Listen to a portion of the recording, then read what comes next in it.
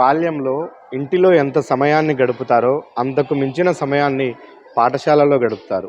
అదే పిల్లలు ఇక వసతి గృహంలో వసతి పొందితే వాళ్ళ జీవితంలో 90% స్కూలు, హాస్టల్ మాత్రమే ఉంటుంది.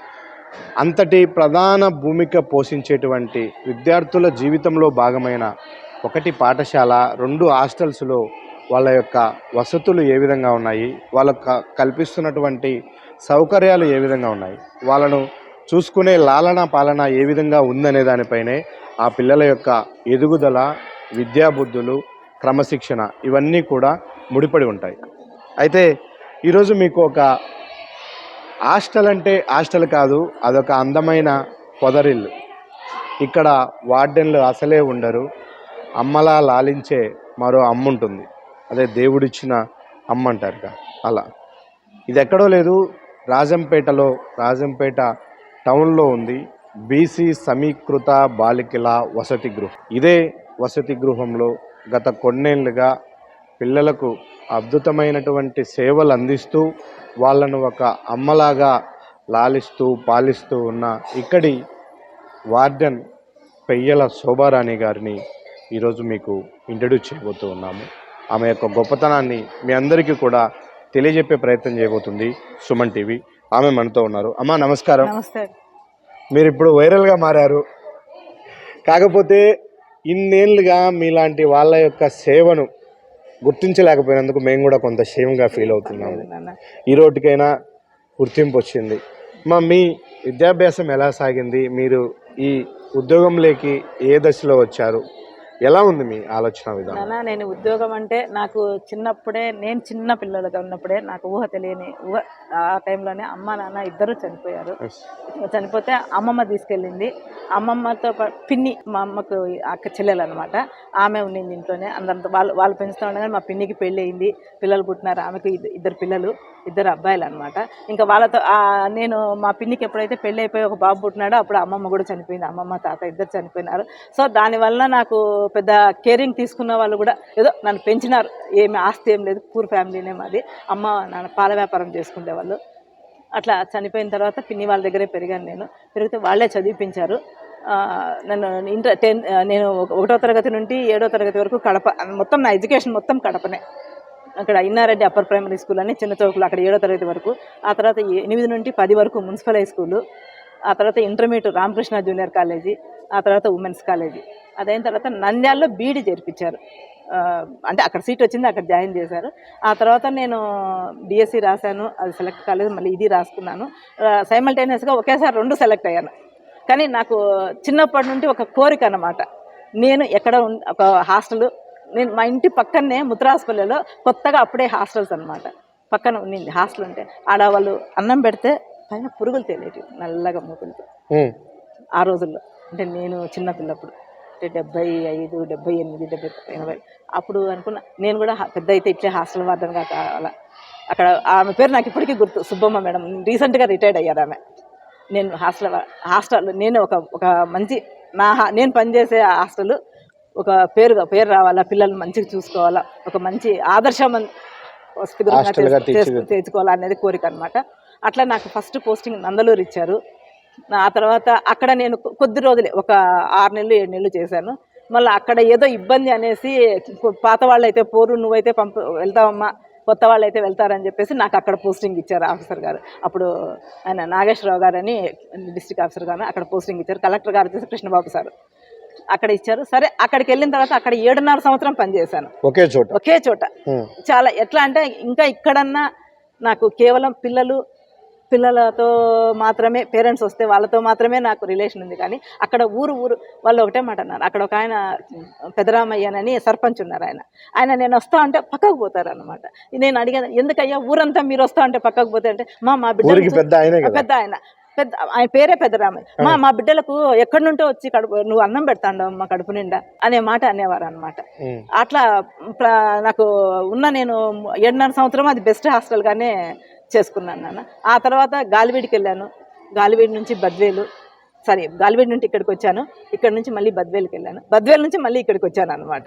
ఇక్కడికి వచ్చి 2018లో వచ్చినాను. 2018 జూలైలో వచ్చినాను. అప్పటి నుండి ఇక్కడే ఉన్నాను. అట్లా దానివల్ల నాకు అంటే పెద్ద నన్ను ఎవరో సాకింది, ఎంత పిన్ని అయినా సాకింది, చదివిపించింది. అవ్వ తాత ఉండింటే నాకు పెళ్లి చేసిండే వాళ్ళేమో కానీ మా ఎవరు వాళ్ళు పట్టించుకోలేదు. సరే ఆ పిల్లల్ని చూసుకుంటా వాళ్ళతోనే ఆమెనే అమ్మ నాన్న అనే పిలిచేదాన్ని, మా పిన్ని అమ్మ అనే. మీరు పెళ్లి వైపు వెళ్ళకపోవడానికి ప్రత్యేకమైన కారణం అంటూ ఏం లేదు నాన్న. కేవలము నన్ను దాని మీద నాకు ఆలోచన పోలేదు, ప్లస్ ఎవరు నన్ను బలవంతం చేసింది లేదు.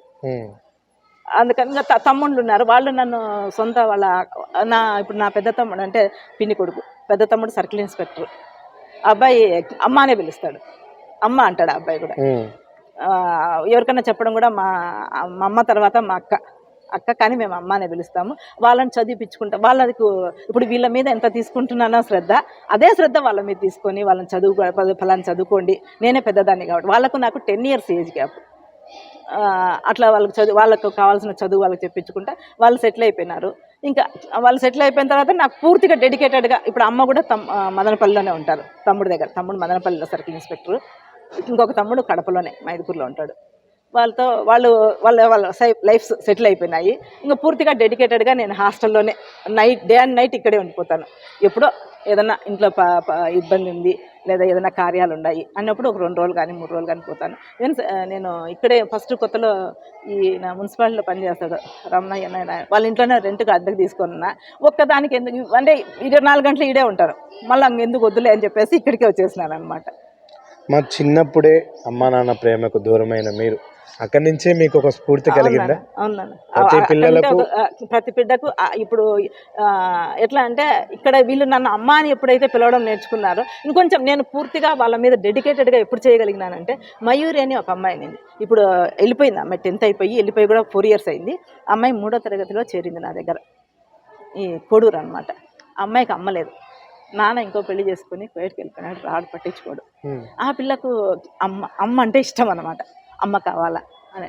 ఆ ఫస్ట్ నన్ను అమ్మాయి పిలిచింది అమ్మ అని, మయూరి అమ్మ అని. ఎప్పుడు జరిగిందమ్మా ఇది? నాకు తెలిసి నేను ఫస్ట్ టైం ఇక్కడ 2013లో వచ్చినాను అన్నాను కదా, అప్పుడు 2015లోనే ఎప్పుడు అంటే ఇదే నెల నాది బర్త్డే ఉందన్నమాట. ఆ బర్త్డేకి అమ్మాయి ఒక బొమ్మ గీసింది, చిన్న అమ్మ బొమ్మ గీసి, అమ్మ అంటే మా శోభారాణి టీచర్ లాగా ఉండాలా అని, అది నాకు ఇవ్వడానికి భయపడతా ఉన్నారు. ఇంకొక పిల్ల పెద్ద పాప వచ్చి, మేడం వీళ్ళు ఏందో మీకు గిఫ్ట్ ఇస్తారంట అంటే, ఏంది నాయన నాకెందుకు గిఫ్ట్లు, మీరే నాకు గిఫ్ట్లు అని అన్న. మీరు ప్రేమ అభిమానం నాకు ఒకటి, చిన్నప్పటి నుండి టు బి ఫ్రాంక్ అంటే చెప్పకూడదేమో, నాకు ప్రేమ అభిమానం నేను వీళ్ళ దగ్గర నేను తీసుకుంటాను. మీరు తెలుసు అట్లా కొంచెం అటు బాగా లేకుండా అటు కూర్చుంటే, ఇందాక శాలిని అని పిలిచాను కదా, మా ఏం అట్లుండవు, తినుమా కొంచెం తిను అని ఎత్తుకోను, చుట్టుముడతారు మిమ్మల్ని పిల్లలు. నాకు నేను ఎక్కడ ఉన్నా ఇక్కడికి వచ్చి నేను ఏదైనా ఎన్ని సమస్యల్లో ఉన్నా ఇక్కడికి వచ్చి కూర్చున్నాను, నా సమస్యలన్నీ మర్చిపోతా, ప్రశాంతంగా ఉంటాను నేను.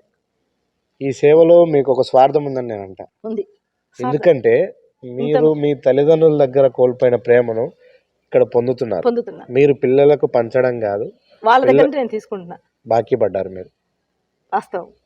అట్లనే నా దగ్గర పని చేసే వాళ్ళు కూడా నన్ను వాళ్ళ బిడ్డ కంటే ఎక్కువ చూసుకుంటారు. ఎందుకంటే వాళ్ళు కూడా లాంగ్ స్టాండింగ్ ఇక్కడ ఉండేది. నేను పూర్మామిడిలో పని చేసేటప్పుడు కూడా ఇందుమతి, రాజేశ్వరి అని 2 వర్కర్లు ఉండేవాళ్ళు. వాళ్ళు ఎట్లా అంటే, నిజంగా నాకు ఒకసారి హెల్త్ బాగాలేకపోతే నాకు అన్ని మంచంలో చేసినారు. అట్ ద సేమ్ టైము నాకు కాల్ ఫ్రాక్చర్ అయింది, బస్ ఎక్కుతా పూర్మామిడిలో.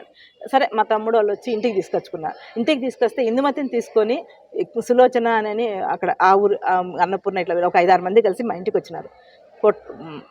మొండి పట్టు పట్టినారు, మా మేడంని మేము తీసుకుపోతాము, మేము వద్దు మా అక్కడ బాత్రూమ్ లెట్రిన్ లేదు కదా అంటే, ఎత్తు లెట్రిన్ లేవు, కాళ్ళు ఎక్కువ కూర్చోకూడదు అని అంటే, మేము తీసుకుంటాము అని చెప్పేసి నన్ను బలవంతంగా తీసుకెళ్ళి అక్కడే పెట్టుకున్నారు, నాకు కట్టిప్పినంత వరకు ఇంటికి రానిళ్ళు. అది వాళ్ళ దగ్గర ఉంటే నేను ఇంకా ఇక్కడన్నా ఫ్యామిలీస్ అంత లేదు అన్న ఏదో వస్తా, అక్కడ ఊరంతా నాకు ఇప్పటికీ రిలేషన్ ఉంది నాకు ఆ ఊర్లో.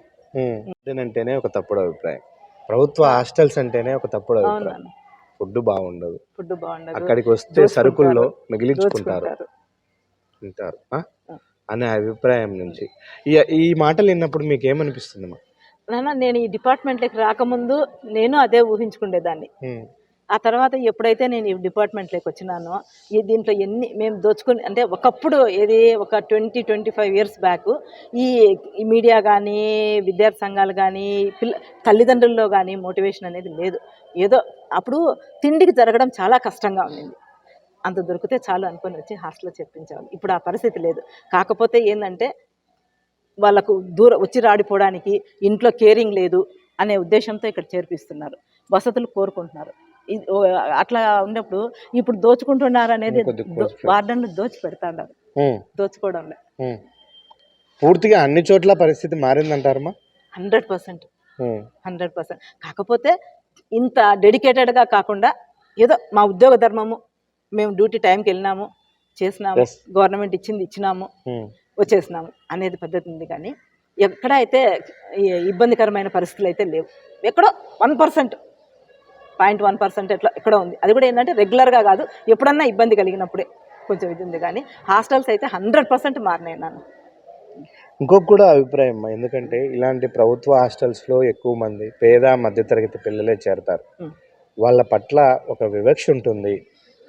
వార్డెన్లు ప్రభుత్వ ఉద్యోగస్తులు వాళ్ళ పిల్లలను చూసినట్టు వీళ్ళని చూడరు అని ఒక అభిప్రాయం కూడా ఉంది. నేను ఇలా అడుగుతున్నాను, మీరు తప్పుగా అనుకోవద్దు. ఎందుకంటే వీటన్నిటికీ సమాధానం దొరికేది ఇక్కడే నేను భావిస్తున్నాను. అందుకు దానికి నేను ఒక క్లారిటీ ఇస్తాను మీకు. మా బిడ్డలను పట్టించుకోవడంలే, మా బిడ్డలు మర్చిపోయినాం. అంటే ఉండేవాళ్ళు, నేనని కాదు. ఎందుకు అంటే రౌండ్ ద క్లాక్ ఇక్కడే ఉండిపోవాలా. ఇప్పుడు ఇంటికి పోయినాము, అట్లా కూర్చున్నాము, అన్నం తిందామని ఒక బిడ్డకు బాగలేదని ఫోన్ వస్తుంది, వెంటనే అది కూడా మానేసి వచ్చేస్తాం. మా బిడ్డకు బాగాలేదు అంటే అమ్మాయికి బాగా అయినంత వరకు హాస్పిటల్లో ఉంటే హాస్పిటల్లో, హాస్టల్లో ఉంటే హాస్టల్లో కేరింగ్ కూర్చొని ప్రతి ఒక్క వార్డను, ఈవెన్ లేడీస్ అని కాదు, జెంట్స్ అని కాదు, ప్రతి ఒక్క హెచ్డబ్ల్యూఓ, ఇప్పుడు మాకు వార్డన్ అని కాకుండా హెచ్డబ్ల్యూ హాస్టల్ వెల్ఫేర్ ఆఫీసర్, ప్రతి ఒక్క హెచ్డబ్ల్యూఓ కూర్చుంటున్నాము. మా బిడ్డలకు బాగాలేదంటే ఎవరో ఒకరు చూసుకోండి, మీరు ఇంట్లో ఉండేవాళ్ళు, ఇది ఉద్యోగం కదా, మనల్ని నమ్మి వదిలిపెట్టిపోయినారు అనే పద్ధతిలోనే ఉన్నారు ఇప్పుడు ప్రతి ఒక్క హెచ్డబ్ల్యూ.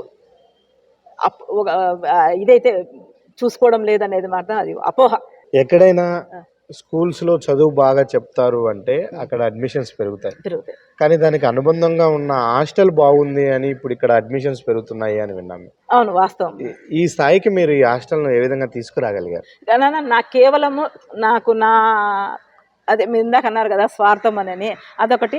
నేను గొప్పగా ఉండాలా, గొప్పగా అంటే ఒక మా తోటి ఉద్యోగస్తుల్లో కానీ మా ఉన్నతాధికారుల దగ్గర కానీ మంచి శబాస్ అనిపించుకోవాలా అనే ఒక కోరిక అన్నమాట నాకు. అట్లనే నేను అందుకోసం అని చెప్పేసి నేను ఇక్కడ దీన్ని ఇంతగా డెవలప్ చేసుకోగలుగుతున్నాను. ఇంకోటి మెయిన్ ఏంటంటే నీట్గా లేకపోతే నేను ఉండలేను. ఫస్ట్ నేను ఉండలేను, నా కోసమైనా నేను నీట్గా పెట్టుకోవాలా. ఆ రోడ్డు కూడా నేను వచ్చిన తర్వాత వేయించుకున్న రోడ్డు. ఈ హాస్టల్ గురించి చెప్పండి. మేము చాలా హాస్టల్స్ చూసాము, ఇంత ప్లానెడ్గా పక్కాగా ఒక డెవలప్మెంట్ స్ట్రక్చర్తో ఉంది. మీరు ఇక్కడికి వచ్చినప్పుడు పరిస్థితులు ఎలా ఉన్నాయి? ఒక్కొక్క సౌకర్యాలను ఏ విధంగా మీరు ఇక్కడ ఏర్పాటు చేసుకున్నారంటే నాన్న, నేను వచ్చినప్పటికి కేవలము నాకు ఈ రూములు, ఈ హాస్టల్ ఇచ్చారు. పిల్లలంతా బేసిక్ స్కెల్టన్ ఇచ్చారు. ఆ రోజు పిల్లలు ఎంతమంది ఉన్నారు? కేవలము నేను వచ్చిన రోజు 60 మంది పిల్లలు, 62 మంది పిల్లలు ఉన్నారు. ఆ 62 మందిని ఈరోజు 325 మందికి చేసుకున్నా.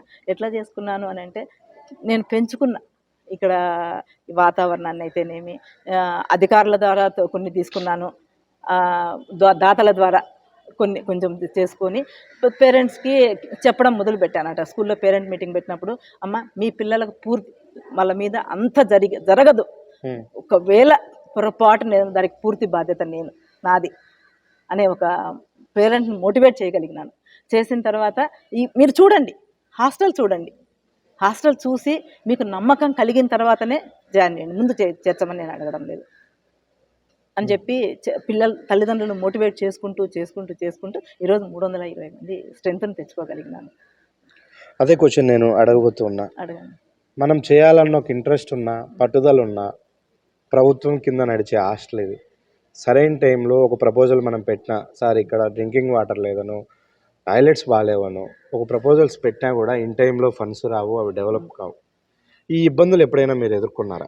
నేను ఇప్పుడు అలాంటి ఇబ్బందులు అయితే నేను ఎదుర్కోలేదు. కానీ ఇప్పుడు ఒక బర్నింగ్ ఇష్యూ అయితే నాకు గత 2019 నుండి బర్నింగ్ ఇష్యూ అది. ఇక్కడ 10 మంది క్లాస్ 4 ఎంప్లాయీస్ ఉండాలి, కేవలం ముగ్గురు ఉండాలి. సిబ్బంది కొరత, అదొక్కటే నాకు బర్నింగ్ ఇష్యూ. దాన్ని రిటైర్డ్ అయిపోతున్నారు కానీ ఫిలప్ చేయడంలే. అంటే వాళ్ళకి మా అధికారులకైతే వాళ్ళకు అక్కడ వాళ్ళు చేయాలని ఎక్కడో బయట ఏదైనా హాస్టల్స్లో కొంచెం ఒకరు ఇద్దరు ఎక్స్ట్రా ఉంటే కన్నా వాళ్ళని వేస్తే వాళ్ళు, టు బి ఫ్రాంక్ చెప్తున్నాను, నా దెబ్బకు తట్టుకోలేకుండా. ఎందుకంటే పని ఎక్కువ, నా దెబ్బ కంటే నేనేదో వాళ్ళని రాచడం, వాళ్ళని నా సొంత మనుషులు వాళ్ళని కూడా మీరు ఎలా చేస్తారో వాళ్ళు అలాగే పని చేయాలి. వాళ్ళు చేయలేదనుకో నేనేమన్నా వాళ్ళు నేను పోయి చేసుకుంటా. పిల్లలతో పాటు నేను కూర్చొని ఆడ ఏదైనా ఎప్పుడైనా సాటర్డే సండే వస్తే గార్డెన్ వర్క్ చేసుకుంటే నేను వాళ్ళతో పాటు కూర్చొని చేసుకుంటాను. ఏదైనా ఈరోజు పండగ ఏదైనా స్పెషల్ ఉందంటే వంటకాడికి నేనే పోతాను, చేసుకుంటాను. నాకు అదొక్కటే సమస్య నాన్న, ఇంకా వేరే సమస్యలు అయితే నాకు అధికారుల నుంచి కానీ ఇక్కడి నుంచి కూడా నాకు వేరే సమస్యలు ఏం లేవు. కేవలం వర్కర్లు అది ఎంతసేపు వాళ్ళు నేర్పించుకొని చేసుకుంటా ఉంటాను. మా లేడీస్ అంటే కొన్ని ప్రత్యేక పరిస్థితులు ఉంటాయి వాళ్ళకు, అవి బ్యాలెన్స్ చేయాలి. ఎందుకంటే వాళ్ళు ఇంటికి వెళ్ళరు అసలు, ఆ కష్టమైన నష్టమైన వాళ్ళ జీవనం అంతా ఇక్కడే కొనసాగుతూ ఉంటుంది. మీరు ఎక్కువగా హాస్టల్స్లో ఉండే విద్యార్థుల్లో ఎదురయ్యే సమస్యలు ఏం గమనించుంటారు? ఏముంది నాన్న, కొంతమందికి అంటే వాళ్ళ పర్సనల్స్ మనకొద్దు, కొంతమందికి అమ్మా నాన్న కేరింగ్ ఉండదు, వాళ్ళు కొంచెం డిప్రెషన్ లేకపోతారు. అట్లా వాళ్ళు అంటే గమనిస్తూ ఉంటాం కదా, ఇక్కడే ఉంటాను కాబట్టి వాళ్ళని అందరినీ కూర్చోబెట్టుకొని ఈడ వాళ్ళతో పాటు గమనిస్తా, వాళ్ళని దగ్గరికి తీసుకొని ఏ నాన్న ఏముంది, ఎందుకు అట్లా ఉండవు అని చెప్తా. కాదులే నాన్న, ఇప్పుడు అక్షయ అని ఒక అమ్మాయి ఉంది ప్రొద్దుటూరు, ఆ అమ్మాయి కూడా 10th 2 years అయిపోయి, ఆ అమ్మాయికి అమ్మ నాన్న లేరు, వాళ్ళ అత్త సాగుతుంది. ఆ అమ్మాయి ఏదన్నా ఇట్లా ఎవరన్నా వచ్చినప్పుడు మీలాంటి వాళ్ళని ఏదైనా చెప్పినప్పుడు ఏడుస్తుంది పట్టుకున్నాను. ఏంటి నన్ను ఎందుకు నాకు అమ్మ నాన్న లేకుండా చేసినారు అని అనేసి ఏడుస్తుంది. నేను అదే చెప్తాను వాళ్ళకి, దేవుడు మనం బజారుకు పోతే కూరగాయలు ఏరుకొని తీసుకుంటాం కదరా, అట్లనే దేవుడు కూడా మంచి వాళ్ళని ఏరుకొని తీసుకుంటాడు. కాబట్టి దేవుడికి ఇష్టమైనాడు పోయినాడు, కాబట్టి దాని గురించి బాధపడకూడదు. అమ్మ ఏమనుకున్నారో నీ గురించి అది నువ్వు నెరవేర్చు, అప్పుడు వాళ్ళకి ఇది చేస్తావు అని అట్లా వాళ్ళని మోటివేట్ చేయడం. కానీ ఇప్పుడు పిల్లలకు మామూలుగా వచ్చేటి పీరియడ్స్ టైంలో వాళ్ళకి కొంచెం కడుపు నొప్పి ఉంటుంది, అది వాళ్ళు చెప్పడానికి కొంచెం అంటే ఇప్పుడు అది మామూలు అయిపోయింది, అది చెప్పుకోవడం ఇది కాదు. కానీ కొంచెము రిమోట్ ఏరియాస్ నుంచి ఉండరు, చెప్పుకోవడానికి కూడా ఇది అవుతారు. అందుకని మామూలుగా కూడా యాక్చువల్గా గవర్నమెంట్ పెట్టి ఈ మధ్య పెట్టారు. మొదటి నుంచి కూడా నేను ఒక బుక్ మెయింటైన్ చేస్తాను, ఇది మళ్ళీ డేట్ అయినప్పుడు రాసేయాలి. దాంట్లో ఈ 11 నెలలు 9 నెలలు మా దగ్గర ఉంటారు కదా, ఆ డేట్స్ రాసేసి అని పెట్టేసి ప్రతి నెల అయితేనే వాళ్ళు డేట్ రాసి సంతకం పెట్టాలి. వాళ్ళకి అప్పుడు ప్యాడ్స్ తీసుకుంటారు. ప్యాడ్స్ కూడా మనకు ఎవరన్నా డోనర్స్ దగ్గరనే, ఇప్పుడైతే స్కూల్లోనే ఇస్తున్నారు కాబట్టి ఇంకా మేము ఎవరిని అడగడం లేదు. అది ఒకటి ఉంటుంది. వాళ్ళకు బాగాలేనప్పుడు వచ్చి, అంటే చిన్నపిల్లల మెంటాలిటీ కదా, చిన్న అమ్మా బాగాలేదమ్మా ఇట్లా, లేదు నాన్న దానికి మా టాబ్లెట్స్ వేసుకోకూడదు, చిన్న వాటికి వేసుకోకూడదురా, ఇట్లా ఉండండి అంటే సరే వెళ్ళిపోతారు. అట్లా మీ పిల్లలు విద్యలోనే కాదు కో కరిక్యులర్ యాక్టివిటీస్ లో కూడా చాలా ప్రగతి ఉందని మేము ఉన్నాయి. మా కరాటే ఉంది, చెస్ ఉంది, ఖోఖో ఆడతారు. కరాటేకి రీసెంట్ గా కూడా నేషనల్ స్టేట్ వరకు ఆడేసి వచ్చారు. దానికి పిల్లలకు కూడా నేను ఇంకోటి ఏంటంటే వాళ్ళ మీద ఇందాక మీకు షరత్ అని చెప్పాను కదా, ఆ అబ్బాయి ఉన్నప్పుడైతే నా మీద ఫైనాన్షియల్ గా బర్డన్ పెట్టేవాడు కాదు. ఇప్పుడు అబ్బాయి చనిపోయినప్పటి బర్డన్, మొన్న వెళ్తా ఉన్నారు, లాస్ట్ మంత్ వెళ్ళారు 23వ తేదీ రాజమండ్రికి వెళ్ళారు 3 పిల్లలు. అప్పుడు ఏం చేయాలని అడిగితే ఇప్పుడు ఆ స్వెటర్స్ ఇచ్చారు కదా, ఆ మేడం గారిని అడిగాను, అమ్మ నేను ఒక అమ్మాయికి అయితే ఇవ్వగలను, స్పాన్సర్ మేడం చేశారు. ఇంకా మిగతా ఇద్దరికి నేనే పెట్టుకొని పంపించేసి తల్లిదండ్రుల నుంచి ఉండదమ్మా, నాకు వాళ్ళని అడగబుద్ధి కాదు నాన్న, అసలు అడగను. వాళ్ళకి ఏదన్నా ఉంటే ఎట్లన్నా ఎవరో ఒక మీలాంటి వాళ్ళని అడుగుతానేమో కానీ, ఎందుకంటే వాళ్ళే పూజ చేసుకోవాలి. 95% పేదలే. ఒకవేళ కోయటుకు పోయినా కూడా ఆడ కూడా వాళ్ళు అంతంత వరకే సంపాదించుకోరాగలుగుతున్నా కానీ, ఏదో ఈడ 5,000 వస్తే ఆడ 10,000, దాంట్లో 2-3 బిడ్డలను సాదుకోవాలి. అందుకనేసి వద్దు అడగాకండి, మనం ఏదో ఒక విధంగా ఆ టైంకి చేసుకుందాము అని చెప్పి చేసి వాళ్ళని పంపిస్తాను. ఇప్పుడు ఇంతకుముందు 2019లో ఇండిపెండెన్స్ డేకి కడపకి, అప్పుడు మనకు డివైడ్ కాలే, కడపకి తీసుకెళ్ళాను. ఫస్ట్ ప్రైజ్ వచ్చి పిల్లల్ని 35 మంది పిల్లల్ని, వాళ్ళకి డ్రెస్తో సహా ఎక్కడ ఏ బిడ్డ దగ్గర కూడా ₹1 డబ్బులు తీసుకోలేను నేను. ఏదన్నా ఇప్పుడు ప్లాన్ చేస్తున్నాం, రేపు 25-26 జస్ట్ వాళ్ళు 10th క్లాస్ పిల్లల్ని, రిక్రియేషన్ ఉంటుంది వాళ్ళకు, అంతగా ఇంకా పర్మిషన్ కూడా అడగలేదు నేను, ప్లాన్ అయితే చేసుకున్నాము. ఏదో దూరం కాదు కానీ ఈ శిల్పారామము, ఆ వండర్లా అదేదో పెట్టారు కదా కడపలో, అట్లా ఒక 2 days తీసుకెళ్ళాలని చెప్పిన పిల్లలకి, అమ్మ మీరు ఏదన్నా కొనుక్కోవాలా తినాలా అని అంటే మాత్రమే తెచ్చుకోండి, మనం బస్సు కూడా వద్దు, వేరే వాళ్ళని వెహికల్ అడిగాను, స్కూల్ వ్యాన్ కడప వాళ్ళది అడిగినాను, అకామిడేషన్ అక్కడే స్కూల్లో అడిగాను. అంటే ఒక 50 మంది పిల్లలు అవుతారు, మేము ఒక 3 స్టాఫ్, అందుకని వాళ్ళ అకామిడేషను ఫుడ్ వాళ్ళని అడిగాను అనమాట, వాళ్ళ స్కూల్ వాళ్ళని. లక్షణంగా రండమ్మా మీరు అని అన్నారు. మా బంధువులే అవుతాడు అంటే సరే అని ఇంకా ఇంకా దాన్ని పూర్తిగా ప్లాన్ ఆఫ్ చేయలేదు. దేనికి నేను పిల్లలకు ఇప్పుడు గండికోటకు తీసుకెళ్ళాము. అప్పుడు కూడా వెహికల్ ఆ రోజుల్లోనే 7,000 తీసుకున్నారు వెహికల్కి. అంతే కదా, వెహికల్ దూరం. దూరం. నేను పిల్లలు ఎవరి దగ్గర అడగలేదు. అక్కడ కూడా ఫస్ట్ ప్రైజే. ఎక్కడ పోయినా ఒకటి దేవుడి దయ వలన ఫస్ట్ ప్రైజ్ తెచ్చుకుంటున్నారు. మొన్న కూడా ఇది స్వర్ణాంధ్ర స్వచ్ఛాంధ్రలో స్టేట్కి సెలెక్ట్ అయింది ఈ హాస్టల్. ఇప్పుడు ఇండిపెండెన్స్ డే కూడా మా సార్ ఎట్లా మా జిల్లా మాకు ఒక జిల్లా అధికారి ఉండేవారు. ఇది జనవరి నుంచి అక్టోబర్ వరకు ఉన్నారు. ఆయన రిటైర్డ్ అయిపోయారు అక్టోబర్. ఆయన ఇంతవరకు మమ్మల్ని ఏ ఆఫీసర్ కూడా అంటే చెప్పి ఇక్కడికి వచ్చి చూసి మనం నన్ననే కాదు ఎవరిని కూడా బయటికి ఎక్స్పోజ్ చేయించేవాళ్ళు కాదు. ఇప్పుడు ఈ సురేష్ సార్ అనే ఆయన ఏమంటే ఒక పిల్లలు బాగా ఒక బీసీ వెల్ఫేర్ డిపార్ట్మెంట్ ఉంది అని ఆయన చూపించినారు అందరికీ. కలెక్టర్ గారికి అయితేనేమి, అది ఉన్నతాధికారులకు అయితేనేమి, రాష్ట్ర స్థాయిలో మమ్మల్ని బయటికి తీసుకొచ్చి అట్లా ఆయన ఒక కరెక్ట్గా 6 రోజులు టైం ఉంది. అమ్మ ఒక పర్ఫార్మెన్స్ ఇప్పించకూడదా అమ్మ అన్న. నాకు ఫస్ట్ అయితే లేదు సార్ డబ్బులు కనీసం అంటే 50,000 ఎందుకంటే వాళ్ళకు ఒక్కొక్క జత 1,500 డ్రెస్ రెంట్కి. ఇంకా వాళ్ళను అట్లా 35 మందికి అంటే అది పెద్ద స్టేజ్ కదా మీకు జిల్లాలో గ్రౌండ్. ఆ గ్రౌండ్ కనపడేట్టుగా ఉండాలి. 4-5 మంది చిన్న స్టేజ్ అయితే, అంత స్టేజ్ అయితే ఒక 5-6 మంది అయితే సరిపోతుంది. అట్లాగా 30-35 మంది అయితేనే వాళ్ళు అలో చేస్తారనమాట. సరే 35 మందికి ఇంకా ఎంత అవుతుందో డ్రెస్. అక్కడ తిరుపతిలో ఉన్నాడు ఒక అతను హిమకుమార్ గారు అని, అతన్ని రిక్వెస్ట్ చేశాను. నాకు 1,200 నేను 1000 రూపాయలకి అడిగితే అతను 1,200కి ఇస్తానమ్మా అని. సరే తెచ్చుకున్నా. మాకు ఆ వాళ్ళు పర్ఫార్మెన్స్ చేసిన దానికంటే కూడా వాళ్ళ మేకప్కి ప్రైజ్ వచ్చింది మాకు. 6 రోజుల్లో ఇక్కడ శివ అని ఒక అబ్బాయి డ్యాన్స్ మాస్టర్, ఆ అబ్బాయి నేర్పించాను. నేను ఆ అబ్బాయిని అడిగాను, నాన్న చేయగలమా శివ అని అంటే చేద్దాంలేండి మేడం. పిల్లలు కూడా ఇంకోటి ఏంటంటే నాకు పిల్లల దగ్గర నుండి సపోర్ట్ ఉంది. పిల్లల దగ్గర ఫుల్ సపోర్ట్ ఉంది. నేర్చుకుంటాం ఖచ్చితంగా. వాళ్ళు ఎక్కడ వెనకడుగు వేయరు అనమాట. కానీ నేర్చుకున్నారు. మేము అలసిపోయినామనో మాకు బాగాలేదని కాకుండా పట్టుదలగా నేర్చుకున్నారు, పోయినాము. అట్లా అది హాస్టల్స్లో ఇప్పుడు అమలవుతున్నటువంటి మెను, ఇప్పుడు హాస్టల్స్లో అమలవుతున్న మెను సరిపడినంతగా ఉందా? మీరు దానికి మించి ఏమైనా ఇక్కడ అదనంగా ప్రొవైడ్ చేస్తూ ఉన్నారా? నాన్న గవర్నమెంట్ ఇచ్చిన మెను అయితే 100% సఫిషియంట్. ఎక్కడ మన ఇళ్ళల్లో కూడా ఆ విధంగా చేసుకోం మనం. మన బిడ్డలకు కూడా ప్రతిరోజు ఒక శనివారం తప్పనిచ్చి ప్రతిరోజు గుడ్డిస్తాము ఏదో ఒక టైంలో. అంటే ఒక సండే మాత్రం మార్నింగ్ ఇస్తాము, మిగతా రోజుల్లో అంతా ఈ నైట్ పెడతాము. వారంలో 3 రోజులు చికెన్ పెడతాం. దాంట్లో వచ్చేసి సాటర్డే సండే స్వీట్ ఇస్తాం. ఒకరోజు కేసరి, ఒకరోజు పాయసం, చిక్కీ ఇస్తాం పొద్దున్నే టిఫిన్తో పాటు. వారంలో 2 రోజులు ఇడ్లీ ఉంటుంది, ఒకరోజు పూరి ఆదివారం. అనంటే వచ్చేసి పొంగల్ ఒకరోజు. ఈరోజు ఉప్మా ఉంది పొద్దున. మండే వచ్చేసి పులిహోర.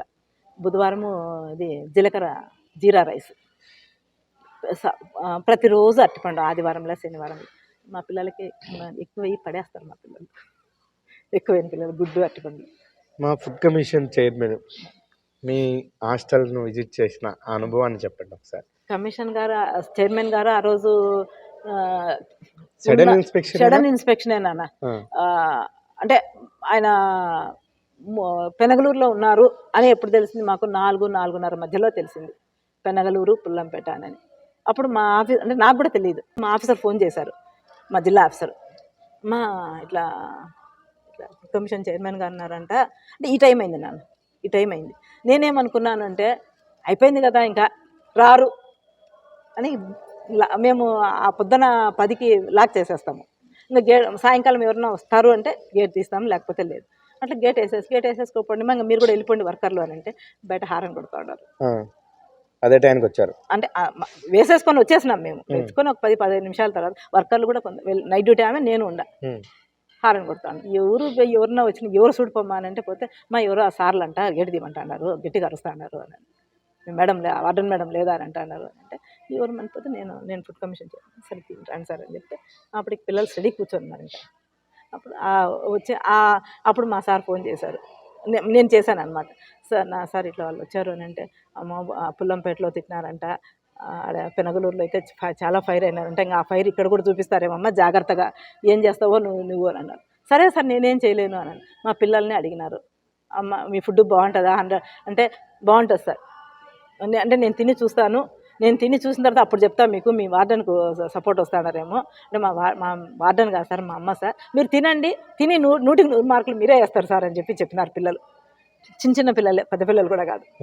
ఎందుకంటే చిన్న పిల్లలు ముందు కూర్చుంటారు హైట్ వైజ్, అవి వెనక కూర్చోబెడతారు. అప్పుడు ఆయన తిని నిజంగానే మీకు 100 మార్కులు వేయచ్చు అని ఆ రోజు పప్పు, సొరకాయ కూర, రసం, ఆ 3 టేస్ట్ చేశారు. మమ్మల్ని కూడా పెట్టనీలే.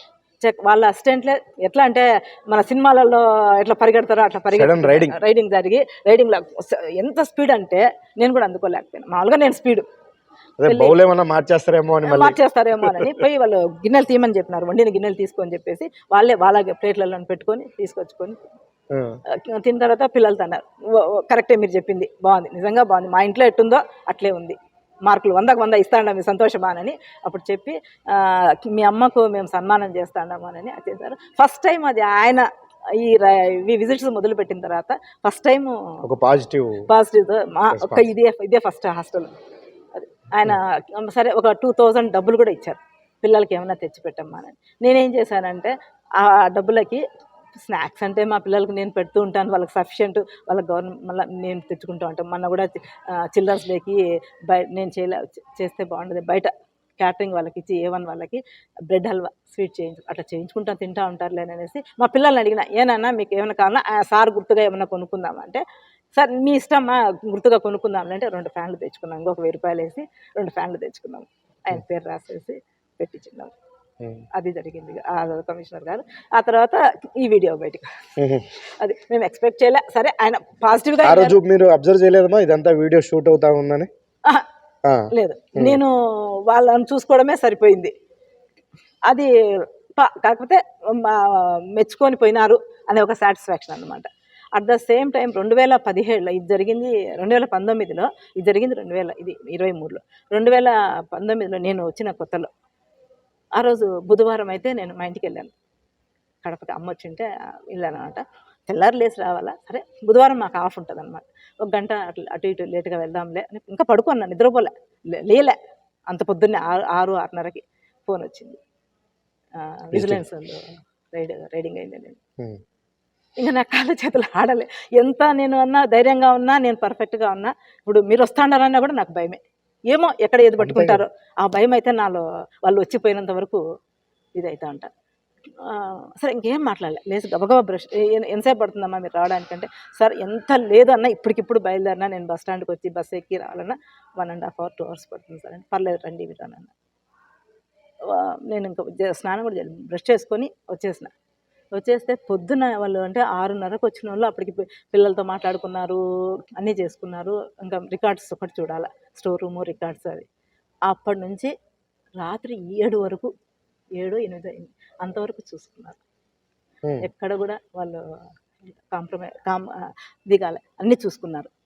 నేను మీకు చెప్పకేముంది, అబద్ధం నా తమ్ముడితో ఫోన్ కూడా చేయించుకున్నా, భయం కొంచెం. కానీ వాళ్ళు ఎక్కడ కాంప్రమైజ్ కాలే, ప్రతి ఒక్క పిన్ టు పిన్ చూశారు. పోయేటప్పుడు గుడ్ అని రాసిపోయారు, గుడ్ అని రాశారు. ఆ రోజు నేను వచ్చినంత వరకు కూడా ఇక్కడ అప్పుడు ఏమంటే ఈ పక్క మైనారిటీ వెల్ఫేరు, ఈ పక్క బీసీ వెల్ఫేర్, ఈ పక్క సోషల్ వెల్ఫేర్. కాలేజీ హాస్టల్స్ ఉన్నాయి అప్పుడు, వాళ్ళకి బిల్డింగ్స్ లేక ఇక్కడ షెల్టర్ ఇచ్చినారు కలెక్టర్ గారు. అప్పుడు నేను వచ్చినంత వరకు కూడా వాళ్ళు రాలే హాస్టల్లోకి, ఏంటంటే భయపడి, మేడం వచ్చిన తర్వాత మీరు వచ్చిన తర్వాత మేము లోపలికి పోతాము అని. అట్లా అందరికీ ఆ రోజు నా వల్ల అందరూ మనకు గుడ్ అని ఇప్పుడు మీకు చూపిస్తాను. అది కూడా మీరు ఎన్నేళ్ళ కెరియర్ మా ఇది? ఇక్కడైతే నాకు టోటల్ గా మీ సర్వీస్ నేను 2000 నా అపాయింట్మెంట్, 25 years. 25 ఏళ్ళ మీ ఈ వృత్తి ధర్మంలో మీరు సంతృప్తి చెందుతున్నారమ్మా? ఇంకా ఏమన్నా మీకు తీరని కోరికలు కానీ ఇంకేదన్నా చేయాలి పిల్లలకు అనేది ఉన్నాయి నాన్న? పిల్లలకి బెడ్స్ లేవు, చలికాలం వస్తే పిల్లల కింద చల్లగా ఉంటుంది. నేనేంటంటే నేను ఏ సుఖమైతే అనుభవిస్తానో అది నా బిడ్డలు అనుభవించాలి, అంతే కదా. మన ఇంట్లో పిల్లలకు మనం ఏమి ఇస్తామో హాస్టల్లో కూడా అదే. బెడ్లు అయితే నాకు రెడీగా ఉండాలి ఇవ్వడానికి, కాకపోతే కొంచెం మెయింటెనెన్స్ కోసం నేను ఆలోచిస్తూ ఉండా. అది ఇంకా కొన్ని జిల్లాల్లో అయితే బంకర్ బెడ్స్ అని మంచాలు ఇచ్చేసిండారు, మన జిల్లాకు రాలే, 2 జిల్లాలకు రాలే. అందుకు బెడ్స్ ఆల్రెడీ మాట్లాడి కూడా పెట్టిండాను, ఒక బెడ్ 1500 లోపల. అంటే నాకు ఇప్పుడు అంటే ఫ్యూచర్లో పెరిగినా కూడా అన్నట్టుగా 350 బెడ్స్ అడిగిండాను. అడిగితే వాళ్ళు 1500తో అది 2500 చెప్పారు ఫోమ్ బెడ్. 2 బెడ్లు వేసుకుంటే 3 పడుకుండేట్టుగా చిన్నపిల్లలే కదా మనమైతే అదొక్కటి ఉంది నా కోరిక. ఆ బెడ్స్తో పాటు దోమతెరలు మెషులు వేయించినాం, కానీ ఈ డోర్లకు మెషులు వేసిన పిల్లలు కదా తీస్తూ ఉంటారు పోతూ ఉంటారు. దోమలు ఒకటారా ఉంటాయి, ఒకటారా కాదు ఎక్కువే ఉంటాయి, ఎంత కిటికీలకు మెషులు వేయించినా కూడా. అట్లా అనేసి వాటికి తగ్గట్టుగా దోమతెరలు, ఆ కోరికలు ఉంది నాన్న. ఆ కోరిక తీర్చాలి. వాషింగ్ మిషన్ కోరిక ఉన్నింది, అది తీరిపోయింది. సోలార్ అయిపోయి పిల్లలు ఉతుక్కోరా బట్టలు వాళ్ళతాయి ఇంకా బిగించలేదు నాన్న వాషింగ్ మిషన్. అది కొంచెం బడ్జెట్ వచ్చింది అన్నాడు గవర్నమెంట్ నుంచి, అది కొంచెం నీట్గా చేయించేసి అది ఫిక్స్ చేస్తే ఇబ్బంది లేకుండా ఉంటుంది. పైన కొంచెం షెల్టర్ వేసేసి, పైన కూడా మనకే అనమాట షెల్టర్ వేసి రేకులతో దాంట్లో పెట్టించాలా అని, అదొక దానికోసమని ట్రాన్స్పోర్ట్ నుండి కూడా తెచ్చుకోవాలి. విక్రమ్ రెడ్డి గారు ఇచ్చారనమాట అది.